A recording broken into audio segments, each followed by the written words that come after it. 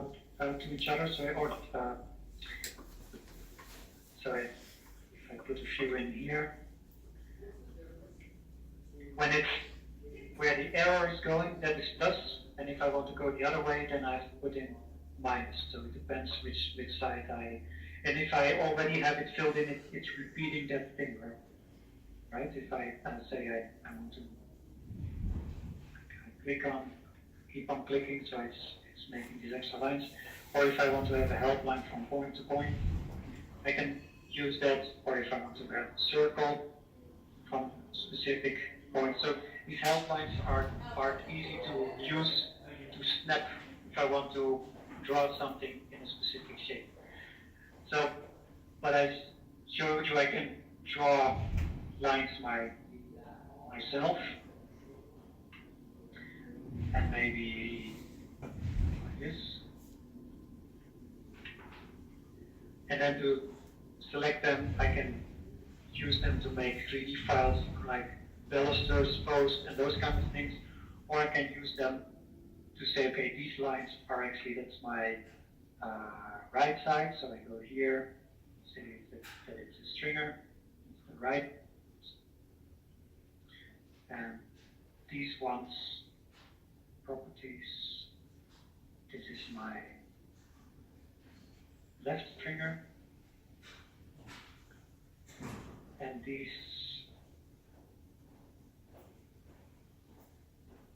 is now starting. So if I would select now these lines, and I say create stair, retrace my steps.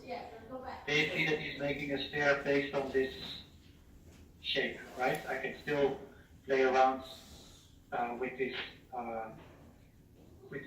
Now he placed in binder boxes, so if I say I want to have 2 steps in the corner, it's changing it to 2 steps. So I want to have a platform maybe. And I can still move things also around if I want to have equal space between these two. Let's say thread distribution, same width, right sides. Anyway, but once we start drawing different stair shapes, I can show you how to move things around. I can select things, I can move the thread, I can snap from here to here, then I'm moving it. I can rotate it, I can select this one, let's move it interactively, and I can say wherever I want it. But you saw here, this stair shape, it came from those lines that I made. And you had already a drawing like that, and that's what I used as an example. If I say import daccept, go C,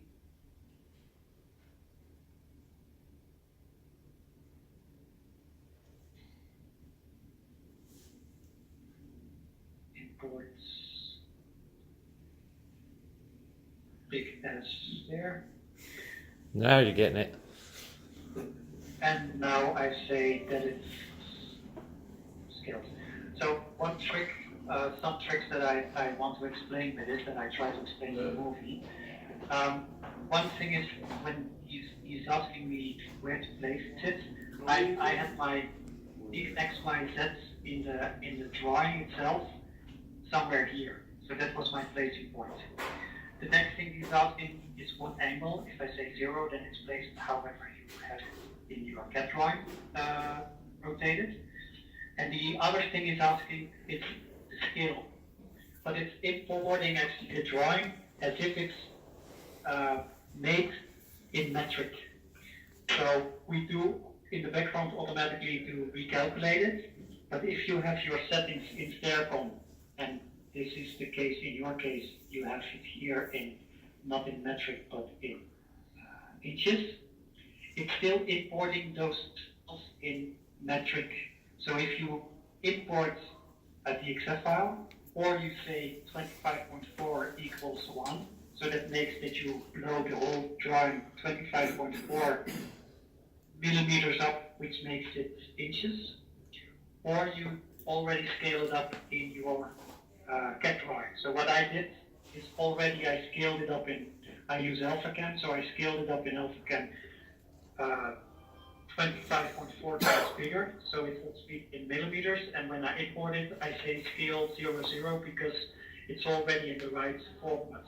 Still, because I have it now in inches, my settings, everything shows it also in inches. So this is 6 inch, and this is 1 inch, and so on and so on. So it's only the matter of fact how you would like to import, but the way how I did it is that I scaled that drawing up that it was as if it was in millimeters, and then I imported it, and I didn't have to do anything else than just say next, next, next. The thing that I also looked at when making stringers from these lines, it has to be connected. If you would look at the drawing that you had in the beginning, it had some arcs that were not connected. So there, if you zoom in, this one are connected, but if you zoom in at your original drawing, there are some that are slightly off.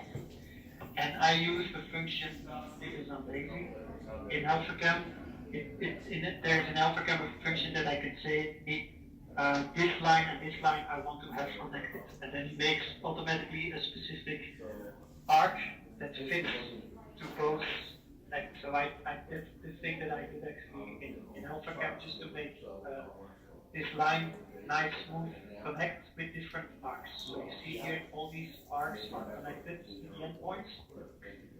And that's the important thing. If you want to make a stair from that, it has to connect at the endpoints.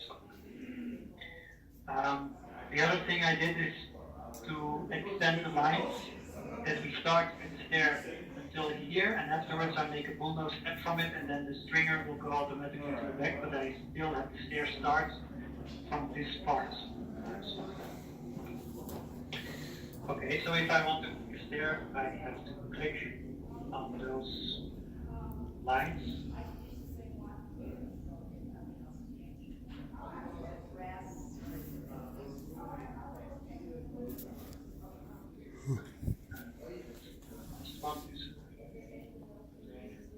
So there are two different types of lines, arcs and straight lines, so I have to select them separate. So first I go down to the arcs, I say these are stringers, the right one.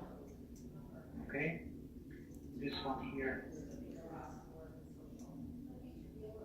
is also a stringer, the right one. And then I did the same thing for the left side. These are straight stringers. Properties. This is a left stringer. And then we have here some arcs. This one,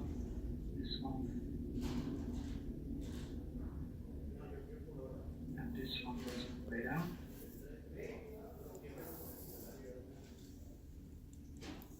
Stringer, and it's my left stringer.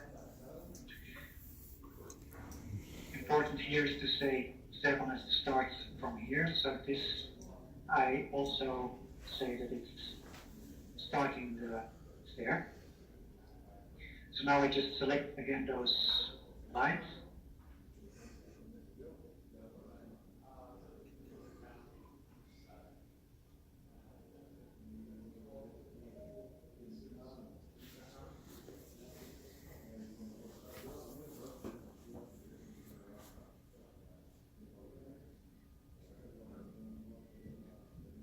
Right click and say create stair.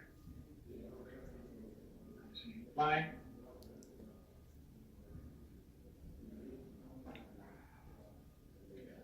Maybe I should take a simple model. It should take me here maybe.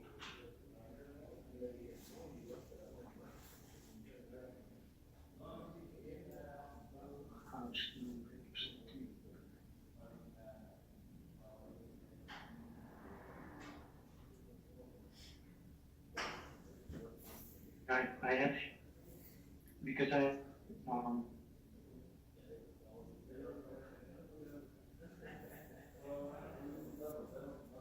because I had here already adaptable liner boxes, it was overwriting and saying that it has to have a specific run, so maybe I better cancel it and check if I take, for instance, a specific model that it has not adaptable liner boxes, which is 90 degrees. So let's say we take the housed no rail. Let's see what kind of step distribution it has.